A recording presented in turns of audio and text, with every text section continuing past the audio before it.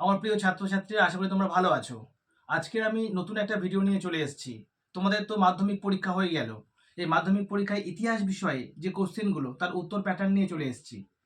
MCQ question বা SAQ কোশ্চেনগুলোতে যে সমস্ত উত্তর হবে সেগুলো একটু পর্যালোচনা করব। তোমরা সঙ্গে থেকো। আর একটা কথা, আমার প্রোফাইলে যারা এখনো ফলো করোনি তারা আমার নামের পাশে একটা ফলো বাটন আছে, সেটা অবশ্যই ক্লিক করো। যদি নতুন কোনো ভিডিও চাও তাহলে কমেন্ট বক্সে অবশ্যই কমেন্ট করো। যে প্রশ্নগুলো নিয়ে আমি আলোচনা করব, কার কোন উত্তরগুলো হয়েছে আমার প্রিয় ছাত্র চাও, তাহলে অবশ্যই কমেন্ট করে জানাবে। চলো আসল ভিডিওটা শুরু করা। কোশ্চেনের উত্তর নিয়ে একটু আলোচনা করছি। তোমাদের টোটাল মাধ্যমিক পরীক্ষায় 20টা এমসিকিউ প্রশ্ন পড়ে। সেই 20টা প্রশ্ন নিয়ে প্রথম আলোচনা করার পরে এসএকিউতে যাব। প্রথম প্রশ্ন, উপেন্দ্রনাথ ব্রহ্মচারী যুক্ত ছিলেন বিজ্ঞান প্রযুক্তি ও চিকিৎসাবিদ্যার ইতিহাসে। নদিয়া কাহিনী গ্রন্থটি রচনা করেন কুমুদনাথ মল্লিক।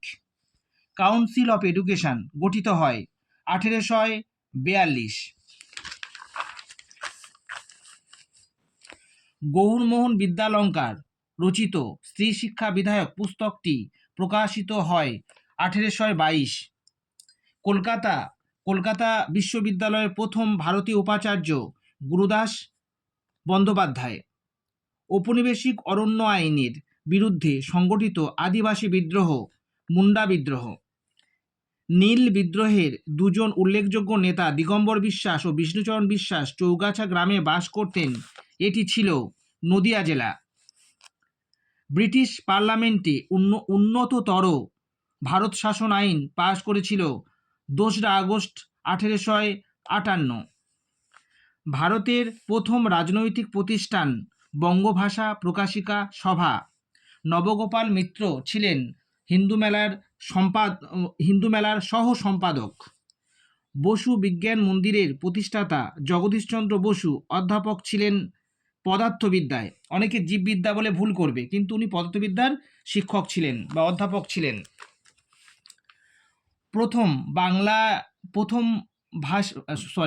বাংলা ভাষায় প্রথম সচিত্র পুস্তক প্রকাশ করেন গঙ্গাকিশোর ভট্টাচার্য। সর্বভারতীয় কিষাণ সভার প্রথম সভাপতি ছিলেন স্বামী সহজানন্দ সরস্বতী। কৃষক আন্দোলনের মতিলাল তেজোয়ার নেতৃত্ব দিয়েছিলেন রাজস্থানের। গিরিনি কামগড় ইউনিয়ন প্রতিষ্ঠিত হয়েছিল 1928 খ্রিস্টাব্দে।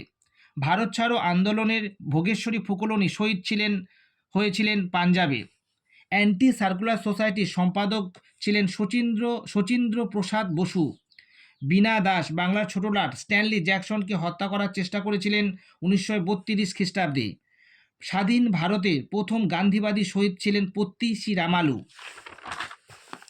শেষ কোশ্চেন, গোয়া ভারতভুক্ত হয় 1961 খ্রিস্টাব্দে। এবার চলে আসি 16টা এসএকিউ কোশ্চেন নিয়ে। এই 16টা এসএকিউ কোশ্চেনের প্রত্যেকটা উত্তর আমি করে দিয়েছি পাশে, দেখে নাও তোমরা। কোন দিনটি আন্তর্জাতিক পরিবেশ দিবস রূপে উদযাপিত হয়? 5ই জুন। সরকারি নথিপত্র কোথায় সংরক্ষিত হয়? লেখাগার বা মহাফেজখানা। কোন বছর নারী সত্যাগ্রহ সমিতি গঠিত হয়? 1921। বিশ্বভারতী কে প্রতিষ্ঠা করেন? রবীন্দ্রনাথ ঠাকুর।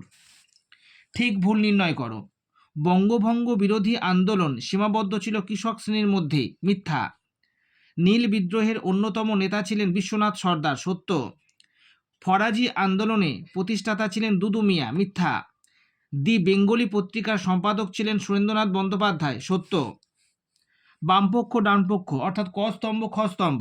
দেখো, Lord Ripon Hunter commission, Lenny Sengupta steam launch শ্রমিক ধর্মঘট, লর্ড আমহার্স্ট সাধারণ জনশিক্ষা কমিটি, তারকনাথ পালিত Bengal technical institution. Map pointing তোমরা আশা করি সব ঠিকঠাক করেছো, সব কমন ছিল। চুয়ার বিদ্রোহের এলাকা, মহাবিদ্রোহের এলাকা কানপুর, মহাবিদ্রোহের একটি কেন্দ্র দিল্লি, পুনর্গঠিত রাজ্য কেরল। এবার চলে আসি নিম্নলিখিত বিবৃতিগুলির সঙ্গে সঠিক উত্তরটি নির্বাচন করো। হিন্দু কলেজ প্রতিষ্ঠিত হয়েছিল 1817 খ্রিস্টাব্দে। এর উত্তরটা হবে 3 নম্বর ব্যাখ্যা। এটি প্রতিষ্ঠিত হয়েছিল সম্ভ্রান্ত হিন্দু পরিবারের ছাত্রদের আধুনিক পাশ্চাত্য শিক্ষায় শিক্ষিত করার জন্য।